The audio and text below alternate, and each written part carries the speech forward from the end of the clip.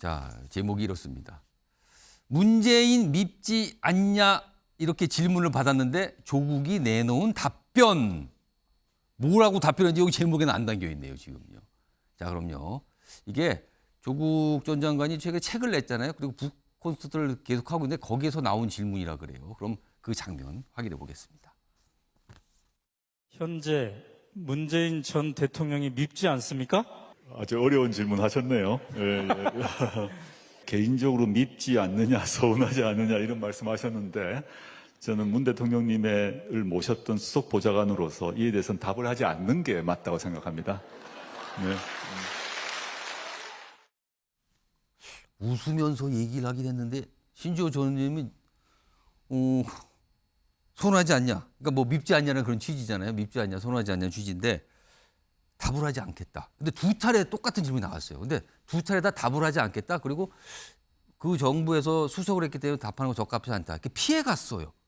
이거 무슨 뜻으로 읽으셨습니까? 서운하다는 얘기죠. 아, 서운하답니까? 네.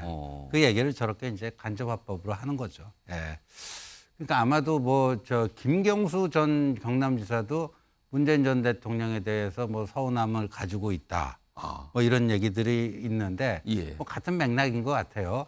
왜 서운할까요, 그러면? 그러니까 조국 전 장관 입장에서는 자신이 모질게 그 검찰 수사를 아주 부당하게 거의 뭐 본인도 뭐 멸문지화 수준으로 그렇게 그 수사를 받았는데 좀 나몰라라 한 거 아니냐. 당시 수사할 때 대통령은 뭐 하셨습니까? 라고 묻고 싶은 거예요, 지금? 그런 게 있을 수 있다고 보고. 근데 지금 뭐 표정이나 어투로 봐서는 서운하다는 얘기를 차마 본인 입으로 서운하다고 할 수는 없으니까.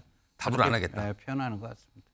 설주환 부위원장께서는 저 답을 안 하겠다. 이거 어떤 뜻으로 들으셨습니까? 아마 만감교차하지 않으실까라는 생각을 해봅니다. 그 예전에 조국 교수에게 아마 얼마 전에 유튜브에서 그런 내용이 질문을 했었던 거예요. 누군가 예. 당시 법무부 장관 임명 당시로 돌아간다면 예. 지금의 이런 일이 있었을 것을 알고 있었다면 알고 있었다면. 본인은 정말 그때는 그럼 고사했을 것이다. 다시 그때처럼 돌아간다고 한다면 다시 그때와 똑같은 행동을 하지 않았을 것이다라고 대답을 했었거든요. 후회한다는 뜻입니까? 그럼요. 그럼? 후회하죠.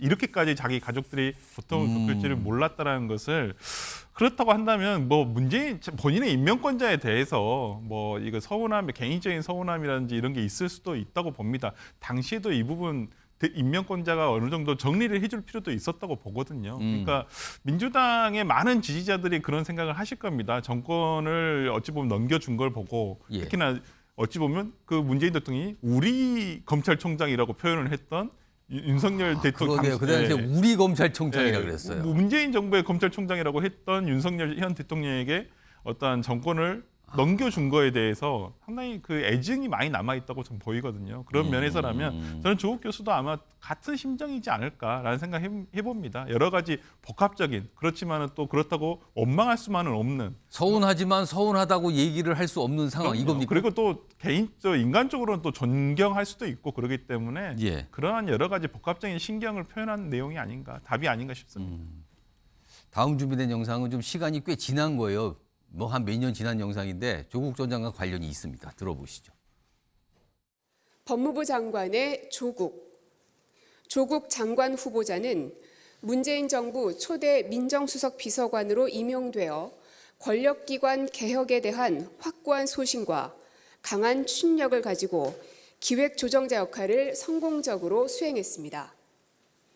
법학자로 쌓아온 학문적 역량과 국민과의 원활한 소통 능력, 민정수석으로서의 업무 수행 경험을 바탕으로 법무부 장관으로서 검찰개혁, 법무부 탈검찰화 등 핵심 국정과제를 마무리하고 공정하고 정의로운 법질서를 확립해 나갈 것으로 기대합니다. 임명장 조국 국무위원회의가 5월 5일 대통령 문재인 조국 법무부 장관의 경우 의혹 제기가 많았고 배우자가 기소되기도 했으며 임명 찬성과 반대의 격렬한 대립이 있었습니다.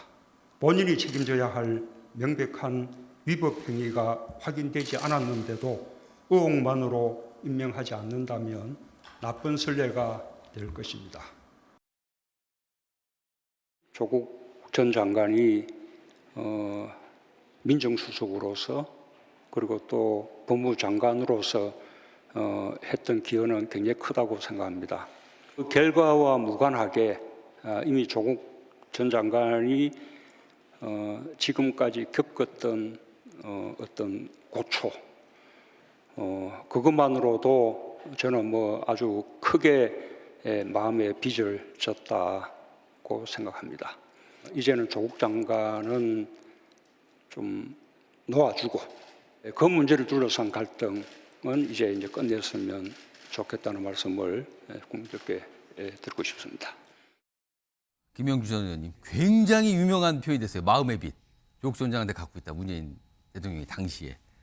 근데 조국 전 장관이 아까 약간 서운하다는 말을 할 수 없는 상황에서 그렇게 얘기한 거다는데 만약에 서운하다는 걸 전제로 하게 되면 문재인 대통령이 말한 그 마음의 빚, 그 빚을 왜 안 갚았는가? 뭐 이런 느낌을 갖고 있는 겁니까 그러면? 사실 이제 그런 면에서도 조금 조국 전 장관도 조금 더 디테일하게 생각해서 답변을 했어야 된다고 생각합니다. 차라리 서운하다. 그렇지만 그 배경은 나한테도 있고 자식을 잘못 키운 부모로서의 책임도 있기 때문에 예. 그걸 어떻게 서운하다 말할 수 있겠는가. 근데 조국 전 장관이 자식과 관련해서 무슨 본인이 좀 문제가 있다 이런 얘기 한 적이 있었습니까 지금까지? 예, 그러니까 제일 서운한 이유는 이제 그 결국 자기가 장관으로 지명되면서 자기 아이가 그렇게 된 부분이 가장 본인이 어떻게 된 것을 예. 사실은 당할 수 있지만 거기서 오는 서운함이 있다면 사실은 뭐 오히려 인간적으로 왜 안 서운하겠습니까?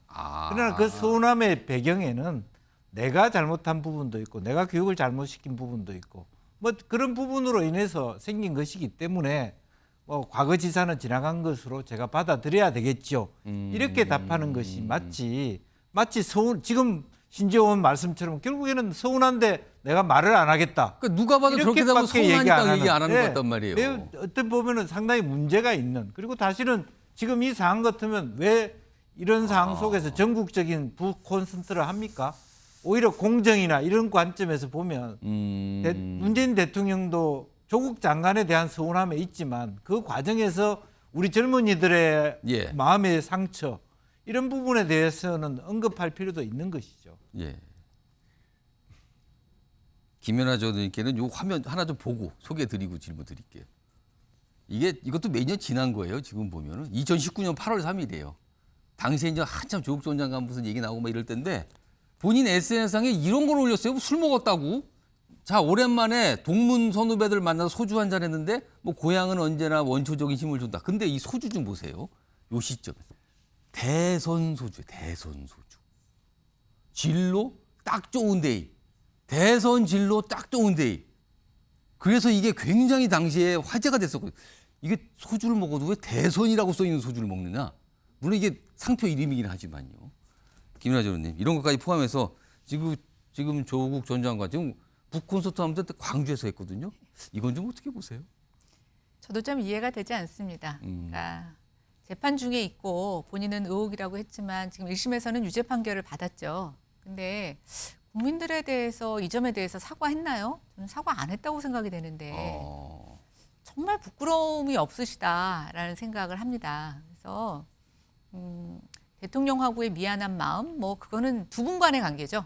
국민들이 관여할 일은 아니라고 생각됩니다. 그런데 조금 더 확대를 해석했을 때 저는 조국 장관은 민주당 지지자들한테 사과하셔야 돼요. 네, 저희가 일선에서 보면 민주당 지지자였다가 조국 사태 이후로 민주당에 등을 돌린 분들이 꽤 많습니다. 예. 그리고 결국은 문재인 정부가 정권을 뺏기는데 저는 조국 장관이 큰 역할을 했다고 생각해요. 그러면 그럼에도 불구하고 사실은 조국 장관을 임명한 문재인 대통령이 마음의 빚이 있다고까지 한 얘기의 기록이 있는데 예. 본인한테 이게 여러 번 질문이 들어오는데 아니요. 오히려 제가 죄송하죠. 대통령한테. 이랬어야 되는 거 아닌가요? 근데 그러면 좀 의리도 있고 멋있는 사람인데 아니. 답을 안 그것도 하겠다. 아니고 그것도 아니고 말을 안 하겠다. 근데 그것도 서운한 게 없어서 말을 안 하겠다는 게 아니라 얼마나 뒤끝 있는 발언입니까? 서운함은 있지만 내가 말로 하지 않겠다라는 굉장히 뒤끝이 느껴지는 술은 뒤끝 없는 술을 드시면서 굉장히 다른 행동은 뒤끝이 있으시네요. 아까 소주? 예, 알겠습니다. 거기 또 빗대셨네. 김영주 전 의원께 한 시간이 한 50초 남았는데요. 북콘서트 지금 계속 하거든요. 특히 광주 방문해서. 이거 혹시 정치적 어떤 재기 이런 걸 생각을 하는 걸까? 이거 어떻게 해석하세요? 글쎄요, 우리가 상상력으로 얘기해 본다면 이재명 리스크가 극한이 됐을 때 그 다음에 우리가 생각해 볼 수 있는. 예. 근데 당내 김남국 의원이라든지 처음처럼 멤버들이 선택할 수 있는 두 번째 액션, 두 번째 옵션은 결과적으로 조국 전 장관과의 관계 복원 이렇게 생각해 볼 수도 있고, 다만 그럼에도 불구하고 현재 재판을 받고 있기 때문에 내년 총선이나 구체적인 어떤 활동에 제약은 있을 것입니다만은 예. 어쨌든 전국적인 북콘서트를 한다는 것은 자기 지지 기반은 계속 갖고 가겠다. 그런 의욕을 우리가 생각해 볼 수는 있을 것 같습니다. 오늘 다루지는 않았지만 저 북콘서트의 딸과 함께 또 다 등장하고 그랬다 그러죠. 뭐 그런 것도 주목을 좀 받았습니다.